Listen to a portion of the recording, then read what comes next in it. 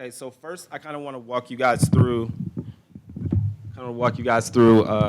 the reporting process that we went through for this project. So there are three products that we made with the students. The first is a entirely student-run and created publication that was made by the students at West Virginia and the students at Morgan State with guidance from the faculty. Another one is in animation with the script that was written, voiced, or that was written and voiced by students at WVU and Morgan State. It's a Morgan State student on the voiceover, and it was edited by the staff in the journalism department and some of the staff in the food justice lab down in West Virginia. I don't know if they're downstairs, but I don't know why I said downstairs. But downtown, I was close. And then the third product is an app that we made at the end of the class after the students were all done. The faculty kind of worked on this. It's an app that collects data on how people in the United States get food, and B, it tells people when they fill it out, it tells you things about the food system and about income and about food assistance based on the area you live in and based on your income. So that's something I'm really excited to kind of walk people through. So the first thing I want to talk about is the reporting. So the point of this project, like Marianne said earlier, was to explore the food system on kind of a national and historical level, but we also wanted to key in on how the food system was impacting people who lived in two specific areas, so West Virginia and Baltimore, obviously. And some of our big questions were, how do people access food? Is it government assistance, food pantries, hunting, fishing, whatever? And then it was, what keeps people from accessing food? Is it money? Is it transportation? What is it? And then our third question was kind of, what does the face of hunger look like? Basically, are people dealing with hunger, young, old? What's the racial makeup of people who are more affected? And things like that. And I think we got to a lot of those questions in the different pieces of content that you are going to see. A big part of our work was the traveling back and forth between the different sites. And I think that this was kind of a big reason why. I mean, I wasn't there when the program was created, but like I could guess that this was a big reason why the program was started. So basically, students from West Virginia got to go to Baltimore to see what the food system was like there for people and how different people were impacted. So we walked through a bunch of different neighborhoods. We got tours from community leaders who had community gardens. We got tours from different church members and community activists trying to fix the problem of lack of food access in Baltimore. That was a very enriching experience for me personally because, I'm from Michigan and I live in New York, so Baltimore is just not a place I spend a lot of time in. So it was cool to walk around the different areas and see what people were trying to do. And I'll tell you one specific story that kind of stuck out to me later in this presentation. And then in the reverse, students from Baltimore got to go to West Virginia and see what the food system was like being in play here.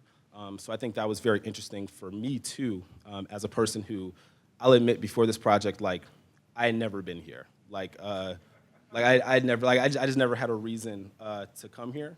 So it was just really, really interesting, and it was really interesting to get kind of like a history and an explanation of the political makeup of the area by a lot of the instructors, and when we met with a lot of the people here trying to fix the problem of lack of food access, it was very, very interesting. A lot of food pantries, a lot of working poor, which was really, really interesting to see.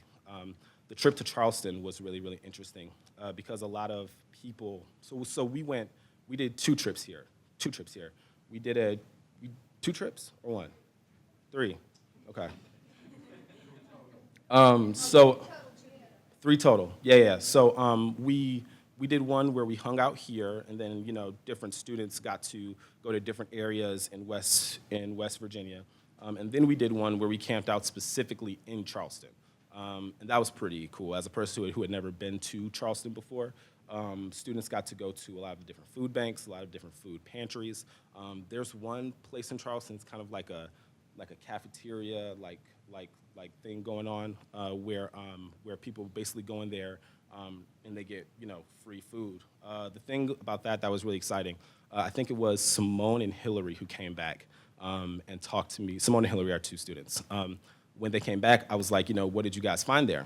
And they were like, when we went there, we expected a lot of people to be unemployed or homeless, but a lot of the people who came to that place getting free food, who needed that access to fresh food, were people who were working.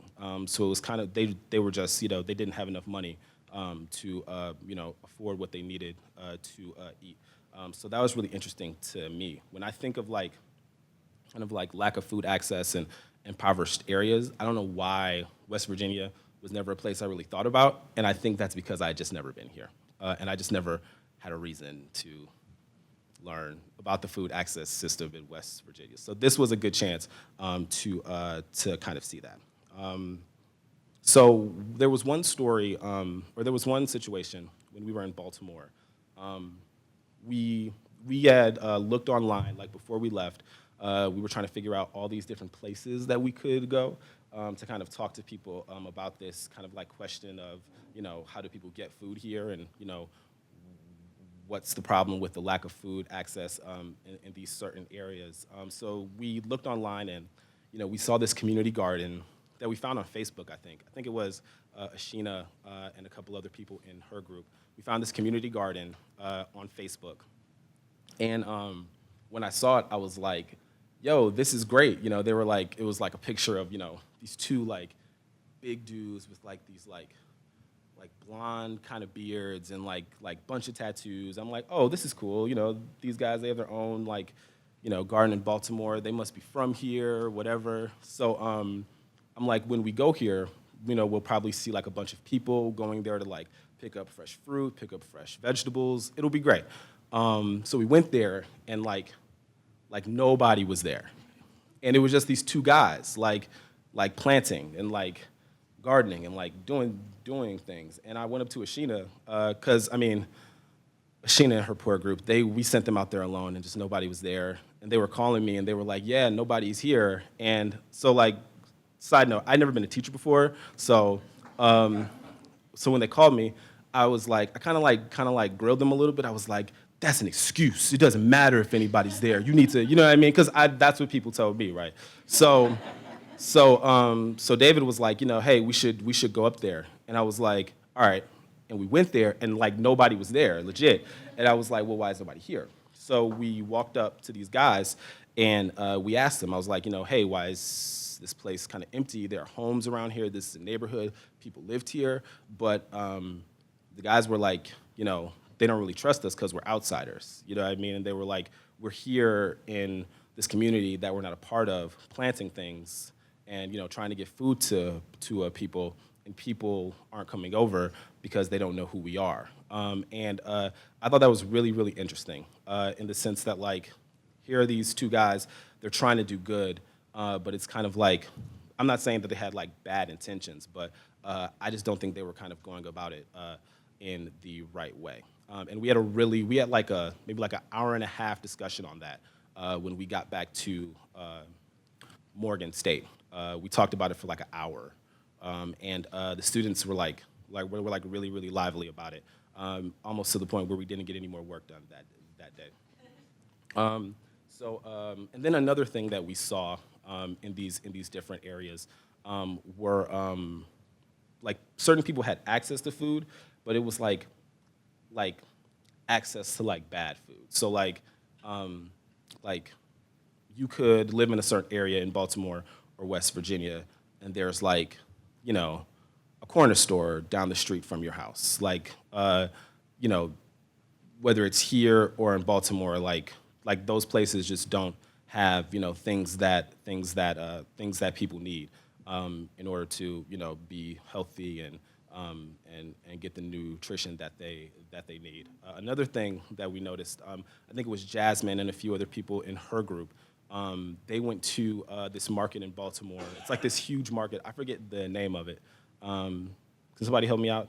It's like a yeah. I think it was Ron, Jasmine. Ron's one of our instructors. They went there because apparently that's a place that a lot of people in Baltimore get food. And Jasmine went up to one of the ladies who was running this food counter, and she was talking to her. And I don't know how Jasmine got her to say this, but which is like why I think Jasmine has a promising career, because she got this person to say something that she probably shouldn't have said. The lady said, "Yeah, I wouldn't eat anything we sell here." And I was like, "Well, damn, why is she selling it to people? Like, this is where like people like get their stuff." So that was really interesting.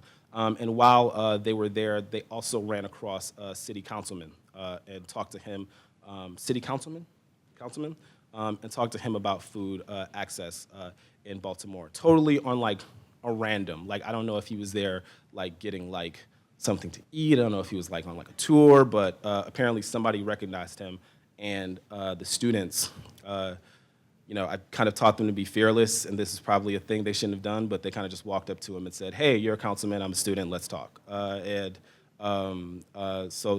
that was really interesting to see and kind of get them to engage with that. 1 second.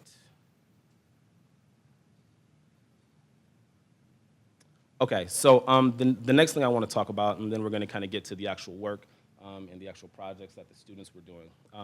I know I talked before about that kind of audience-first storytelling, and kind of asking audience members first what stories they want to be told before actually doing it. And I know, that's kind of like a non-traditional way to do things, but I don't know. Like I said, I'm kind of a geek about this stuff, and I think that, this is a good opportunity to kind of experiment with that kind of thing. So like the food justice community, I didn't know that. I didn't know this. It's like a very concentrated, like kind of like close-knit community. Like people kind of stick together. They know a lot. So what we did is at the beginning of the class, I was basically like, before we get started on this, we have to know like what kind of stories, these people want to hear, whether they're academics or people who are in this kind of messed up food justice system.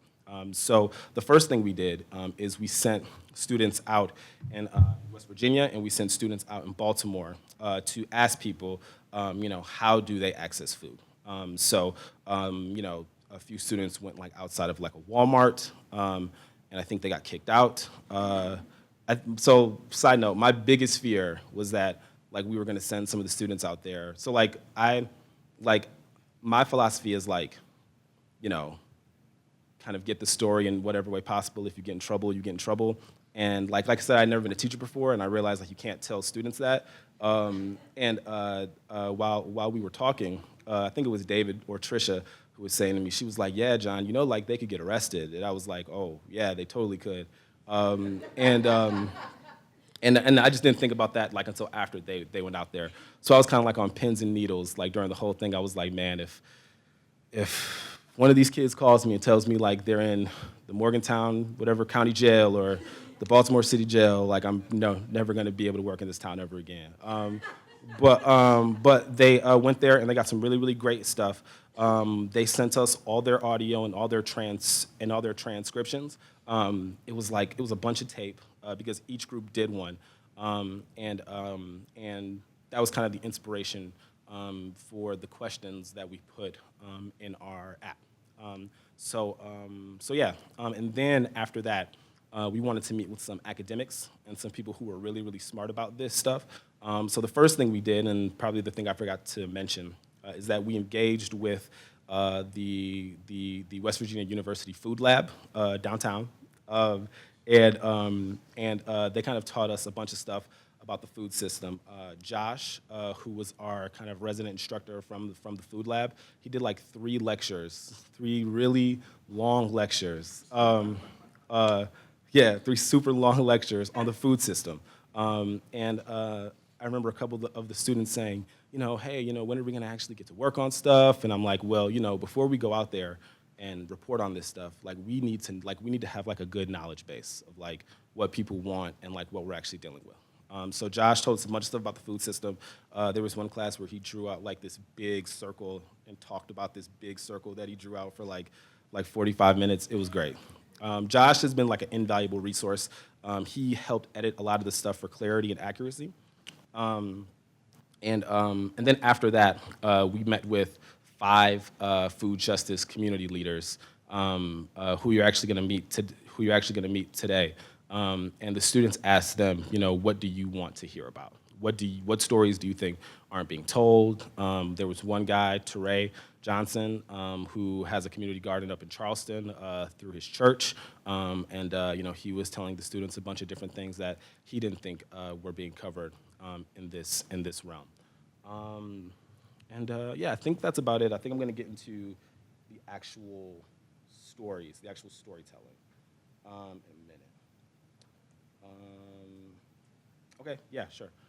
So the first product, which is like the most important product, is the student publication of this. So we use Medium for this, and I think that for this, Medium is kind of a good. I almost said it. Medium's a good medium, but I didn't want to do it. Medium was kind of a good platform for this, for us to do this. So the Medium page, the name was created by the students. We kind of locked ourselves into a room at into a conference room in Charleston to figure out, what we were going to call this thing, and what we wanted it to be.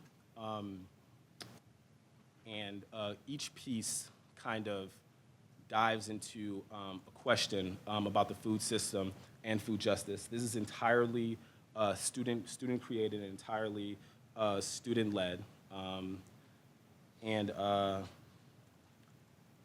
So this first one is kind of a breakdown of the food system and kind of how we got to where we are now. It's an interactive timeline, which the students did. And this one is a kind of man on the street. Economic-wise, It's kind of a man on the street video. Doesn't have enough money. You don't get enough food for kids. Of people talking about hunger in the U.S. I won't show the entire thing to you because we just don't have time. And this second one is from this third one is from a food pantry in Morgantown, I believe. This is one on a thing called when we did our trip to Baltimore. This group was talking about the different places in Baltimore that were trying to fight hunger in the area. So I'm not going to go through the whole page right now because there are a bunch of pieces, but you'll be able to look at it later and kind of check it out.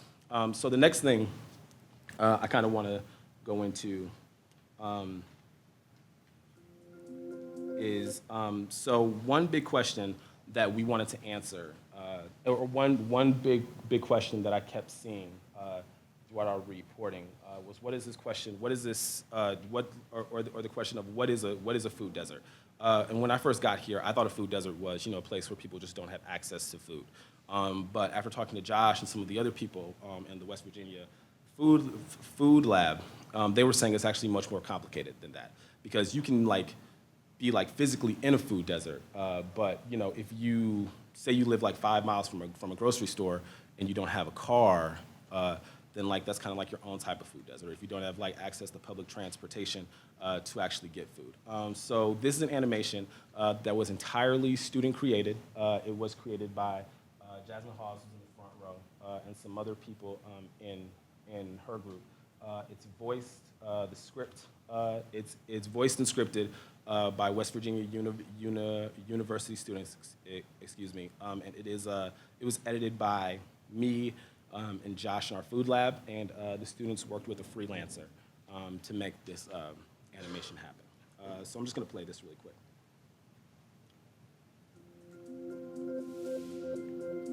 There's a growing interest in food deserts. Policymakers and food system activists across the U.S. have used the term to highlight places where access to food is limited. But how do they form?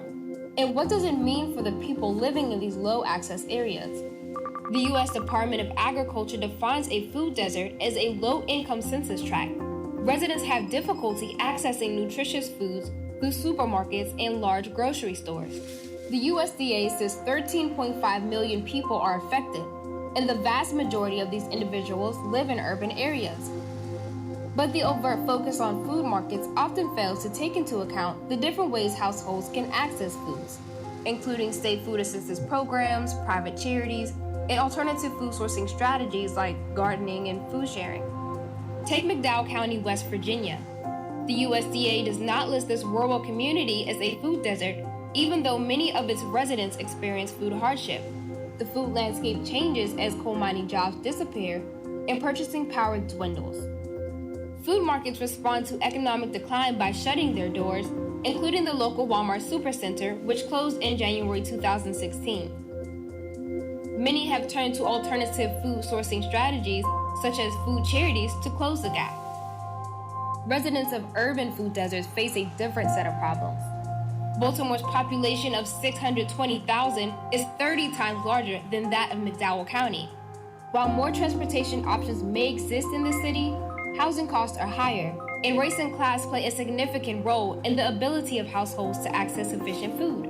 Whether economics or income contribute to low access areas, no two food deserts are alike.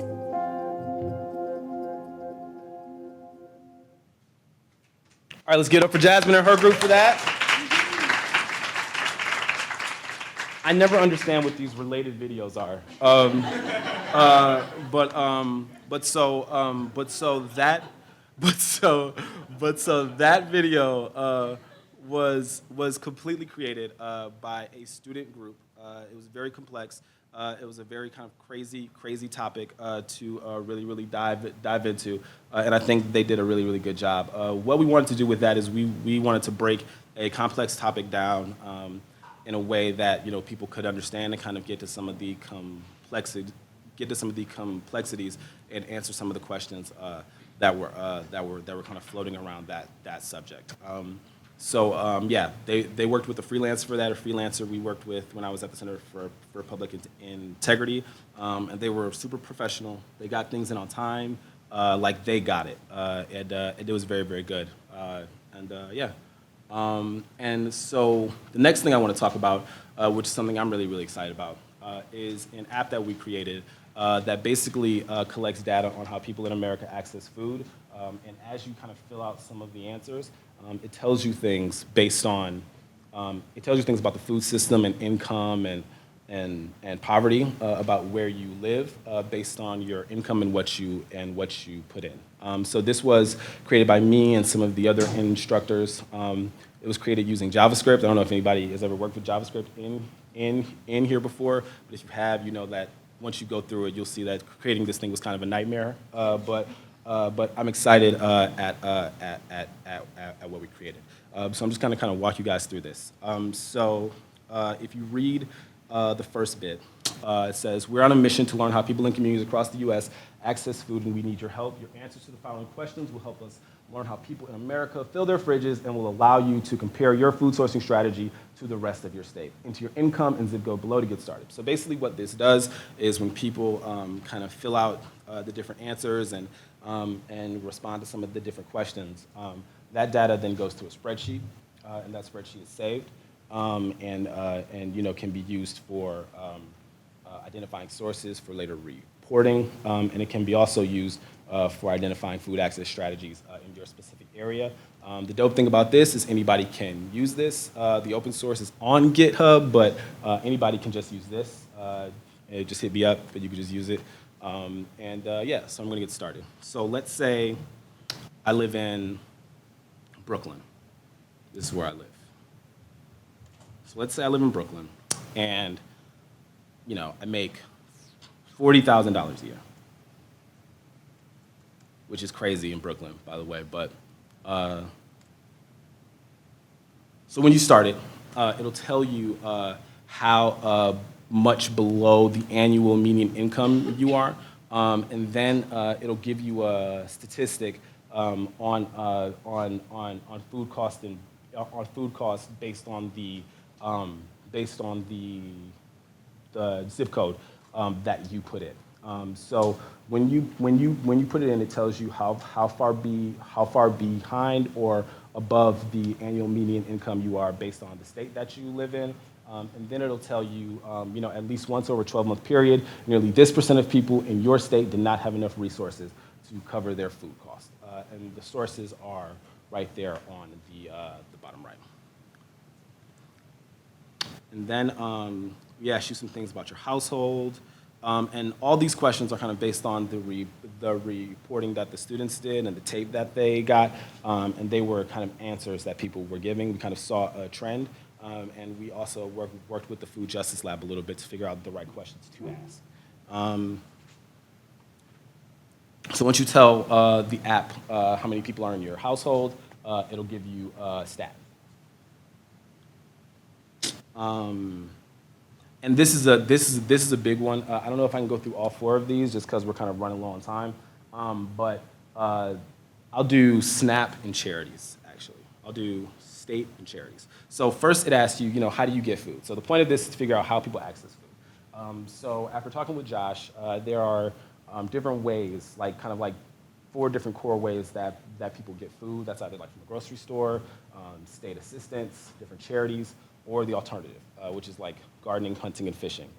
We met a few people, in Baltimore and here, who kind of get their food on their own, which I thought was really interesting. So you go through that, and then it tells you, how much you receive monthly. You can say $200, which isn't far off. And then it tells you, how much the federal government spends on SNAP in your state. And then it tells you how many people in your state out of every 100 receive SNAP benefits. And then it asks you, do you receive WIC? And then it tells you how many out of 100 people receive WIC benefits in New York. Then it asks you if you're on school lunches, and it tells you how many children in New York receive benefits. And then I'm just going to click all these just to see if all the different. This is kind of a pain. Sorry.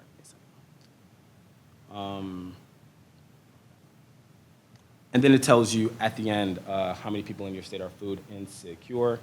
And then it gives you a definition of what that is here. And then, so this is a really important part of the app. We ask people, what's the biggest thing that keeps them from accessing food? And then we say, can we contact you at a later date to ask you more about your food sourcing strategy? And this is where a lot of local newsrooms could use this for source building. But I'm not going to put anything in there right now. And then, so this is a really interesting part of it. You get to go on this results page, and then you also get to go to different states and see what the data in different states is. So I'm from Michigan, so I'll probably go here. And yeah, so basically the point of this app is to really kind of key in on how different communities in the US access food and to build sources for journalists kind of covering these at a later date, or covering these types of issues at a later date. I'd say kind of the biggest concerns that I still have with it are, I know at the beginning, we kind of tell people what we're doing with the information that they put in, but I just think we need to go a step further to kind of be clear that this information is going somewhere, maybe like a disclaimer at the beginning. And then I think there needs to be a way to kind of call people and email people to verify the data that they put in. This is hosted on GitHub, and I think, in a different world, I probably would have done something different, but that kind of exceeds my capacity to build something like this. And yeah, I think those are the 3 biggest concerns that I have. And if you guys have any feedback or any concerns about this, you can come up to me later on. I'm going to give you guys my email and Twitter handle and all that, and you guys can just hit me up and talk to me about it, because I think in order to make this thing the best we want to make it is is, I think feedback is really important for that. And I think, yeah, I think that's it. So I think right now what I want to do is I want to bring some of the students and faculty members up to kind of talk about the class and what they got out of it. Yeah, these chairs are for you guys.